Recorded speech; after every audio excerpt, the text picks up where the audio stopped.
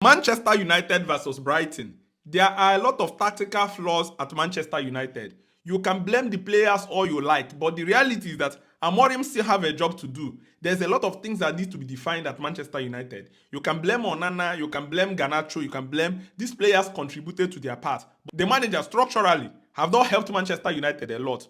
Remember, he came into Manchester United. There's two things that need to be taken into perspective.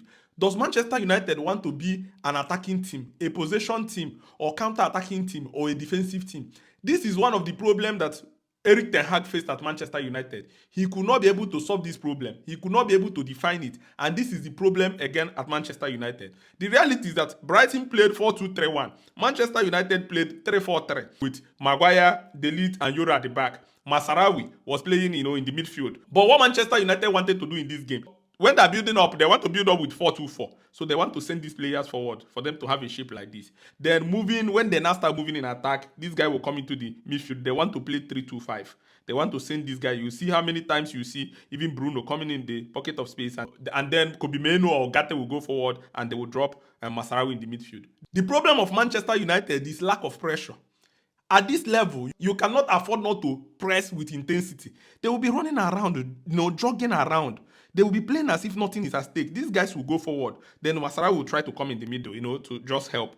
And then when they go forward like this, they lose the ball. There is no body. There is no energy. There is no speed for this guy. The only person that is understanding the job to be done is Ahmad. Ahmad is always running back, helping. But these other players, they'll be jogging around. Zexi, Bruno, then Ogate, even Kobe Mainoo. When they go forward to close the gap, they lose the ball. They don't do anything to help the team. They don't run back quickly. Then the team is exposed. These guys, they are very, very worried at the back. When they are exposed against Mitoma, against Baleba, against all these players, they are struggling. One of the problem again I want to show you is Manchester United while defending. When they want to defend, you will see Masarawi return and then Dalo return. And these guys, they want to form a shape, like they want to form like 5-4-1, a shape like this. The problem with Manchester United is that they are different from Brentford. They are not a defensive team. For you to play this thing, you have to get players that are defensively minded, that are very strong. If you watch, Antonio Conte is a master of this kind of game.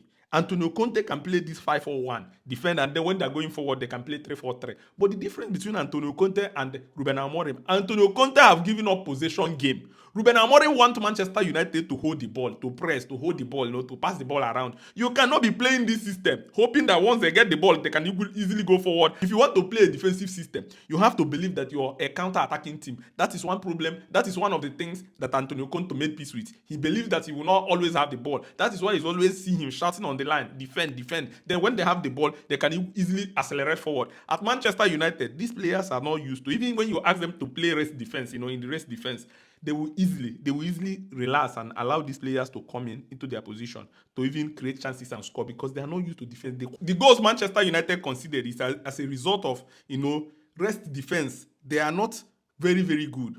It is easier to beat them. So, for instance, because Brighton are playing 4-2-4. They bet Manchester United players to come close to them. So this guy can pass this ball. So from Estupia made this pass. And then this guy is dropping. These guys are normally here. This guy is dropping to get the ball. This one will follow. And then Masarawi will follow up. Then this guy makes the ball back here. You saw a situation where Mitoma is running. And this guy just made this pass here. And they scored. Against Southampton, they made that pass towards this side. Even in the second half, the goals they scored, they beat Manchester United. They passed this ball and they pass to this player passed to this player, or they pass back. And then this ones will try to cover up. And this is how this one will spill. And then there will be this pass here. And Manchester United conceded a lot of goals from these positions. This is why I said that Ruben Amorim needs to define what Manchester United are. Are they a counter-attacking team? Are they a defensive team? Because if you're a counter-attacking team, then you have to get players that are defensively strong. Get the double pivots need to be tough or strong players that can defend spaces and run back. Then, if you are going to be counter-attacking team, then you get fast wingers and turn your team going forward. Because look at what playing Dalo and playing Masarawi. This is like a defensive team. But still, they doesn't have that defensive abilities to be able to defend, to hold the ball back. And then the wingers you have are not electric enough. They are not running forward. Then you want the team to be a possessive team. They are not pressing well. They are not holding the ball well. They are not, even when they go forward. I see a situation where they try to go man to man, and then Kobe Main and Ogate will go forward. These guys will step up. They try to go forward, and then this guy will come into the midfield with Dalo. And then you see, it is easier. They will just lob this ball forward. You see this space, this channel is open. They don't have anybody running back. And these are the things that Manchester United will try to solve. Because if you look at it, even at Lisbon, Lisbon does not have a lot of possession. At Manchester United, one of the problems that Amorim will have is that Manchester United fans will not allow this team to be a full-blown defensive team, just like Antonio Conte did at Chelsea, to just defend, hold the ball, wait for counter-attack. Manchester United fans want the team to play a passing and possessive game, and for him to deploy this system that he has to play Masarawi and Dalo at the back. That's like 5 defenders, and then waiting for them to still play a possessive football to hold the ball back. It's not going to work. And if he wants to play a defensive game, the fans will not allow it. And the players does not have the characteristics to play that kind of game.